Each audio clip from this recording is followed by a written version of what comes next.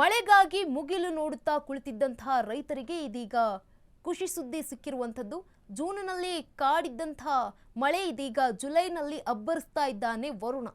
ಕರಾವಳಿ ಜಿಲ್ಲೆಗಳಲ್ಲೂ ಕೂಡ ಎಡಬಿಡದೆ ಸುರಿತಾ ಇದೆ ರಣ ಮಳೆ. ಮಳೆಗಾಗಿ ಮುಗಿಲು ನೋಡುತ್ತಾ ಕುಳಿತಿದ್ದ ರೈತನಿಗೆ ಖುಷಿ.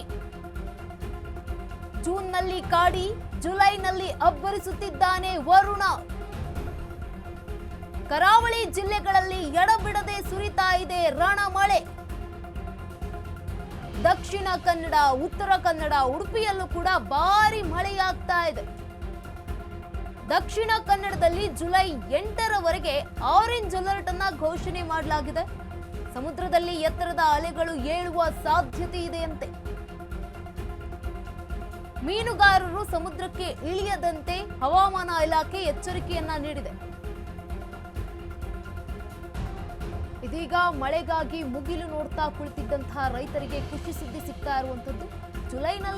ಜೂನ್ನಲ್ಲಿ ಕಾಡಿ ಜುಲೈನಲ್ಲಿ ಅಬ್ಬರಿಸ್ತಾ ಇದ್ದಾನೆ ವರುಣ. ರಾಜ್ಯದಲ್ಲಿ ಕರಾವಳಿ ಜಿಲ್ಲೆಗಳಲ್ಲಿ ಎಡಬಿಡದೆ ಸುರಿತಾ ಇದೆ ರಣಮಳೆ. ದಕ್ಷಿಣ ಕನ್ನಡ ಹಾಗೆ ಉತ್ತರ ಕನ್ನಡ, ಉಡುಪಿಯಲ್ಲೂ ಕೂಡ ಭಾರಿ ಮಳೆಯಾಗ್ತಾ ಇರುವಂತದ್ದು. ದಕ್ಷಿಣ ಕನ್ನಡದಲ್ಲಿ ಜುಲೈ 8ರವರೆಗೆ ಆರೆಂಜ್ ಅಲರ್ಟ್ ಅನ್ನ ಘೋಷಣೆ ಮಾಡಿದೆ ಹವಾಮಾನ ಇಲಾಖೆ. ಸಮುದ್ರದಲ್ಲಿ ಎತ್ತರದ ಅಲೆಗಳು ಏಳುವ ಸಾಧ್ಯತೆ ಇದೆ, ಎಚ್ಚರಿಕೆ ವಹಿಸಬೇಕು ಅಂತ ಹೇಳಿರುವಂತದ್ದು. ಜೊತೆಗೆ ಮೀನುಗಾರರು ಕೂಡ ಸಮುದ್ರಕ್ಕೆ ಇಳಿಯಬೇಡಿ ಅಂತ ಹವಾಮಾನ ಇಲಾಖೆ ಎಚ್ಚರಿಕೆಯನ್ನ ನೀಡಿದೆ. ಇನ್ನು ಕರಾವಳಿ ಭಾಗದಲ್ಲಿ ಹೆಚ್ಚಾಗ್ತಾ ಇರುವಂತಹ ಮಳೆ, ವರುಣಾರ್ಭಟ ಜೋರಾಗ್ತಾ ಇದ್ದಾನೆ. ಶಿವಮೊಗ್ಗ, ಚಿಕ್ಕಮಗಳೂರು ಹಾಗೆ ಕೊಡಗು, ಹಾಸನ, ಬೆಳಗಾವಿ ಜಿಲ್ಲೆಯಲ್ಲೂ ಕೂಡ ಭಾರಿ ಮಳೆ.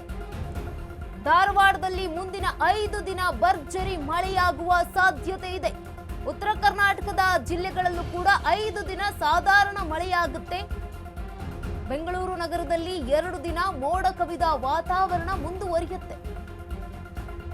ಮಹಾರಾಷ್ಟ್ರದಲ್ಲಿ ಮಳೆ ಎತ್ತ ಉತ್ತರ ಕರ್ನಾಟಕದ ನದಿಗಳಿಗೆ ಕಳೆ ಬರ್ತಾ ಇದೆ. ಕೊಯ್ನಾ ಜಲಾಶಯದಿಂದ ನದಿಗಳಿಗೆ ನೀರನ್ನ ರಿಲೀಸ್ ಮಾಡ್ತಾ ಇದ್ದಾರೆ ಮಹಾರಾಷ್ಟ್ರದಿಂದ.